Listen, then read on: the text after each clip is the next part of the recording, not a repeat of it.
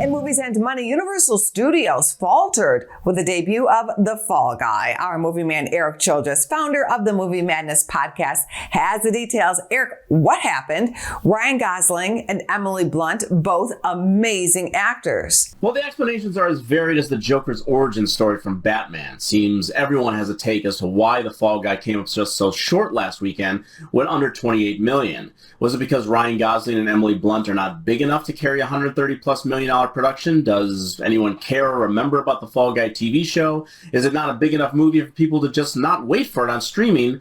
Or are movies just dead? It goes on and on, Angie, and maybe they all just listened to me when I said it wasn't good. Whatever the reason is, it certainly was not a lack of promotion on Universal's part. Maybe people were already tired of hearing about it, and it will indeed become a big hit when it hits VOD services.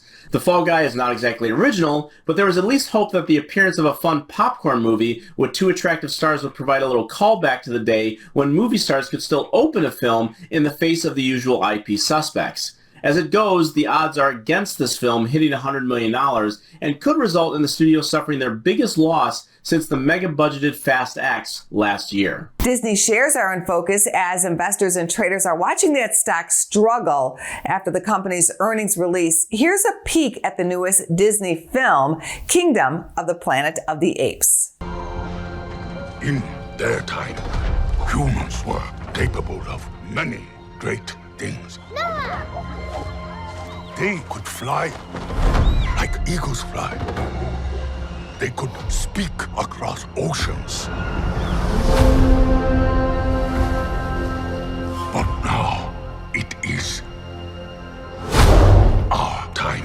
Erik, this is a popular franchise. Well, people are aware of the Apes movies, and the reviews are pretty good, so let's see if they are still interested.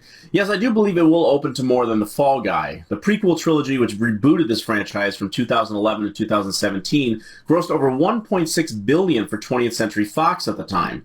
Now, the number that 20th Century Studios and Disney are hoping for this weekend is an opening of $50+ million, which the previous films achieved. Only 3 films have done that this year, and naturally they were all sequels or conclusions to previous films.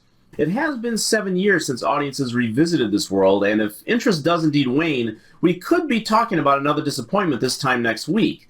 Anything under a $50 million opening will begin that conversation, but it is the international interest in this franchise that will determine if this is ultimately another hit for them or not. That takes us to your movie stars. Your recommendation this week is one people can see in theaters or at home, and you say it's a wild ride. Most certainly, Angie. The film is called The Last Stop in Yuma County, and we actually selected this to be a part of our Chicago Critics Film Festival last week, and I hope everyone will now catch up with it either in their local theaters or at home. The point is, see this movie. It's the story of a knife salesman played by Jim Cummings who ends up at a remote diner and encounters some recent bank robbers who hold everyone there hostage. The problem is, people keep showing up and exasperating the situation until it really gets out of control. Now trust me that even when you think you know where this movie is headed, you will not.